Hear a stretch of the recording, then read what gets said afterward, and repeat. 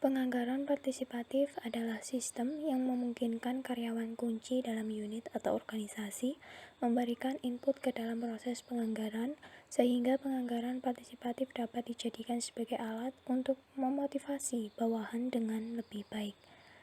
Ada beberapa ahli yang menjelaskan tentang penganggaran partisipatif. Yang pertama ada Schultz and Sells tahun 1998 yang menjelaskan bahwa penyebab dari penganggaran partisipatif ada 4, yaitu yang pertama ada lingkungan, yang kedua ketidakpastian tugas, yang ketiga ketergantungan tugas, dan yang keempat asimetri informasi.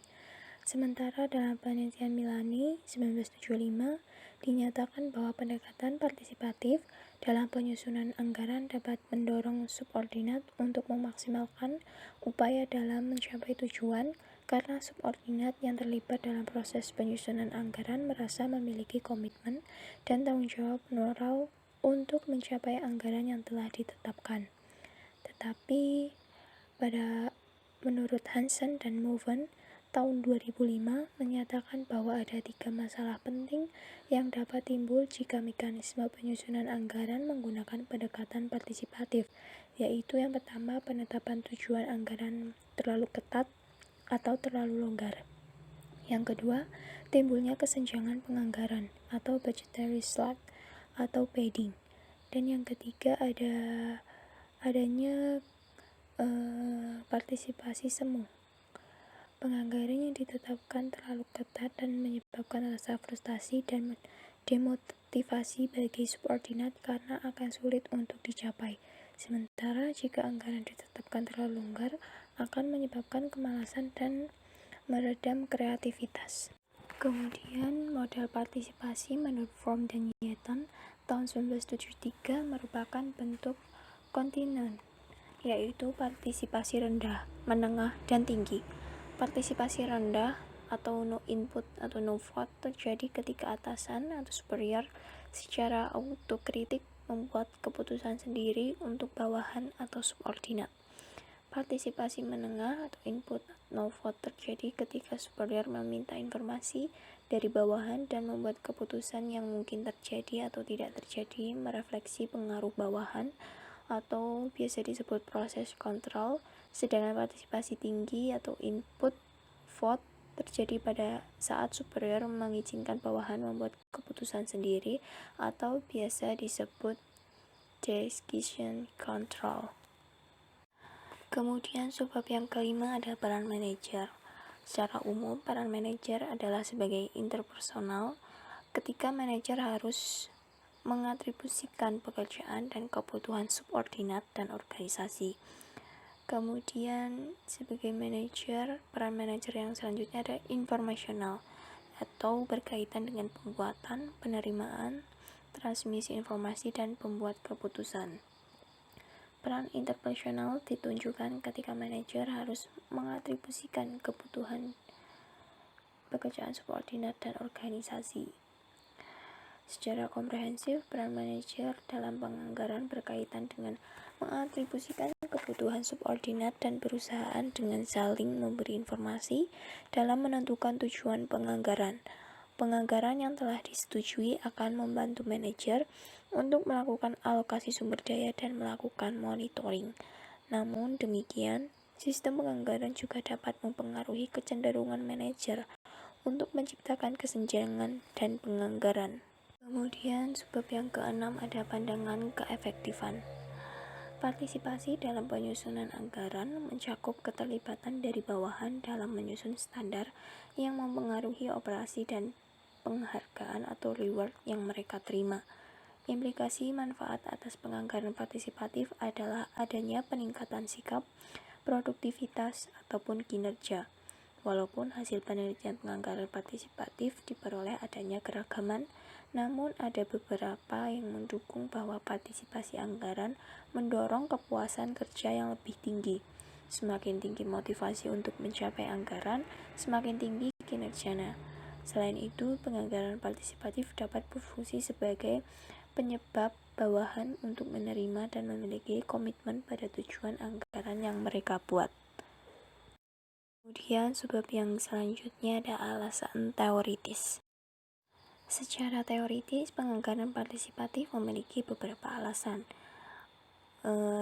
Seperti contohnya menurut Schultz and Schultz tahun 1999, yang pertama ada alasan ekonomi. Adanya asumsi bahwa bawahan memiliki informasi lebih banyak mengenai tugas dan lingkungan tugas daripada atasan. Partisipasi memungkinkan atasan mendapatkan informasi lebih lengkap dan dapat merencanakan segala sesuatu lebih efisien.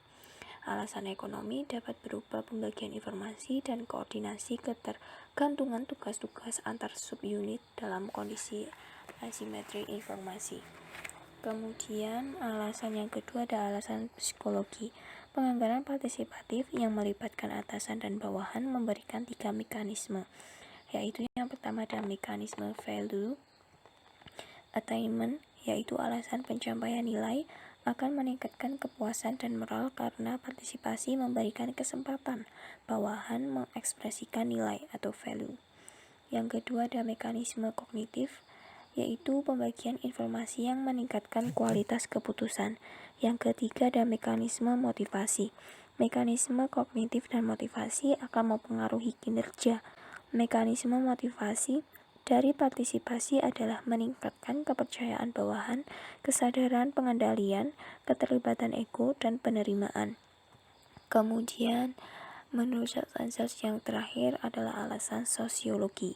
Teori-teori sosiologi memodelkan bagaimana konteks organisasional seperti ketidakpastian lingkungan dan struktur organisasi seperti desentralisasi merupakan penyebab antecedent penganggaran partisipasi. Kemudian yang selanjutnya ada kesenjangan penganggaran. Kesenjangan menggambarkan kecenderungan untuk tidak beroperasi pada tingkat efisien yang maksimal. Terdapat 2 tipe kesenjangan, yaitu kesenjangan organisasi dan kesenjangan penganggaran. Kesenjangan organisasi berkaitan dengan adanya permintaan terhadap sumber daya organisasi yang lebih kecil daripada penawaran sumber daya tersebut. Sementara kesenjangan penganggaran merupakan kesalahan intensional atas informasi yang merupakan akibat dari pengajuan anggaran kos yang terlalu tinggi dan mengajukan anggaran pendapatan terlalu rendah dari jumlah estimasi terbaik yang dapat dicapai. Kesenjangan penganggaran atau budgetary slack adalah perbedaan antara jumlah anggaran yang diajukan oleh bawahan dengan jumlah estimasi yang terbaik dari perusahaan. Subordinat cenderung mengajukan anggaran biaya terlalu tinggi dan mengajukan anggaran pendapatan terlalu rendah dari jumlah estimasi yang terbaik yang dapat dicapai. Mekanisme partisipasi seringkali hanya sekedar formalitas karena adanya tuntutan dari lingkungan sehingga partisipasi yang dilakukan hanyalah pura-pura baik dari sisi subordinat maupun superior. Yang selanjutnya ada strategi mengurangi kesenjangan penganggaran. Kesenjangan penganggaran dapat terjadi sebagai akibat adanya tekanan dan pencapaian laba yang merupakan kriteria dasar dalam mengevaluasi kinerja. Partisipasi positif dapat mendorong untuk mengurangi pembentukan kesenjangan. Partisipasi subordinat dalam penyusunan penganggaran dapat mengurangi pembelaan diri atau defensiveness. Kesenjangan penganggaran positif dapat terwujud apabila dikaitkan dengan penempatan target anggaran, sementara kesenjangan penganggaran negatif dapat terjadi apabila dikaitkan dengan luas partisipasi dalam proses penganggaran. Tingkat kemampuan prediktif dalam proses produksi dan kemampuan superior dalam menciptakan kesenjangan. Di sisi lain, strategi yang digunakan perusahaan dalam mengurangi kesenjangan penganggaran adalah pemberian reward yang lebih tinggi ketika penganggaran ditetapkan tinggi dan dicapai. Berikutnya ada teori-teori yang mendasari penganggaran partisipatif. Ya, pada teori yang mendasari penganggaran partisipatif itu ada 4 teori. Yang pertama, attribution theory. Teori ini mempelajari proses bagaimana individual menginterpretasikan suatu peristiwa atau kejadian dan juga mempelajari bagaimana individual menginterpretasikan alasan atau sebab mengapa mereka berperilaku. Yang kedua, yang B, ada goal setting theory. Goal setting theory menyatakan bahwa perilaku individual ditentukan oleh dua faktor, yaitu value dan intention. Nilai atau value merupakan sesuatu yang dihargai individual sebagai upaya memperoleh kemakmuran atau welfare. Individual telah menentukan tujuan atau yang disebut goal atas perilakunya di masa depan, dan tujuan tersebut akan mempengaruhi perilaku mereka. Yang ketiga ada ekspektasi teori. Teori ekspektasi ini menjelaskan mengenai perilaku manusia dalam bentuk tujuan individu, ekspektasi tujuan, dan utilitas outcome dalam bentuk pemuasan kebutuhan. Yang terakhir ada agensi teori. Teori keagenan memandang perusahaan sebagai titik temu hubungan keagenan antara pemilik perusahaan atau prinsipal dengan manajer perusahaan atau agen. Materi ke-11 ada contoh-contoh riset penganggaran. Yang pertama ada Keynes pada tahun 1979. Studi ini meneliti hubungan antara karakteristik anggaran terhadap sikap dan kinerja manajerial. Fokus pengujian ditujukan untuk menguji pengaruh berbagai karakteristik penganggaran, yaitu partisipasi penganggaran atau budgetary participation, kejelasan sasaran anggaran atau budget goal clarity, umpan balik penganggaran atau budgetary feedback, evaluasi penganggaran atau budgetary evaluation, dan kesulitan sasaran anggaran atau budget goal difficult terhadap disfungsional behavior yang meliputi job tension serta variabel motivasional seperti cost efficiency, job performance, dan job satisfaction. Berikutnya ada menurut Murray pada tahun 1990 menjelaskan rangka konseptual goal theory melalui partisipasi penganggaran atas pengaruhnya terhadap kinerja manajerial. Pada gambar tersebut dijelaskan bahwa desain sistem pengendalian dapat melalui 3 proses, yaitu pertama, partisipasi penganggaran akan mempengaruhi kinerja melalui variabel goal level dan variabel motivasi. Hal ini berarti bahwa adanya partisipasi penyusunan anggaran target atas level tujuan yang ditetapkan dapat tercapai, yang kemudian akan mempengaruhi motivasi kerja dan pada akhirnya dapat mempengaruhi kinerja. Kedua, partisipasi penganggaran mempengaruhi kinerja melalui goal level, goal komitmen, dan motivasi, yaitu bahwa adanya partisipasi dapat meningkatkan tercapainya goal level yang selanjutnya akan meningkatkan komitmen karyawan pada tujuan unitnya sehingga dapat meningkatkan motivasi kerja yang pada akhirnya mempengaruhi peningkatan kerja. Ketiga, partisipasi penganggaran dapat meningkatkan kinerja melalui goal komitmen dan motivasi. Yang ketiga ada Shield and Young pada tahun 1993. Studi ini menggunakan pendekatan teori agensi dalam menjelaskan hubungan antara partisipasi penganggaran dengan kinerja perusahaan. Pada gambar berikut ini dijelaskan model penelitian Shield dan Young. Dalam penelitiannya, Shield dan Young menyarankan hubungan antara partisipasi penganggaran atau budget partisipatif dengan kinerja secara ekstensif yang diuji pada tingkat individu. Tim lintas fungsional atau cross-functional team harus menjadi unit analisis dalam studi kinerja partisipasi penganggaran masa yang akan datang, walaupun dalam kenyataannya bahwa tim proyek lintas fungsional sering bertanggung jawab untuk implementasi capital budget. Namun belum ada studi akuntansi sampai saat ini yang menunjukkan pengujian atas dampak partisipasi anggota tim anggaran pada kinerja. Yang berikutnya ada Clinton dan Hutton pada tahun 2001. Studi ini memperluas penelitian Clinton pada tahun 1999 secara empiris menguji hubungan antara DPC dan indikator kinerja organisasional.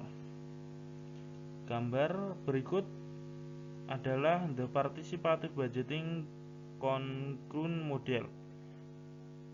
Pada gambar tersebut dijelaskan bahwa konstruk Reserve Need for Participation atau PNP menunjukkan tingkat partisipasi anggaran yang seharusnya dalam organisasi sebagaimana yang dipersepsikan oleh anggota organisasi. Degree of Participation Allow atau DPA merefleksikan tingkat partisipasi aktual yang dirasakan oleh anggota organisasi, sedangkan Degree of Participation Congruence atau DPC menunjukkan kesesuaian antara PNP dan DPA.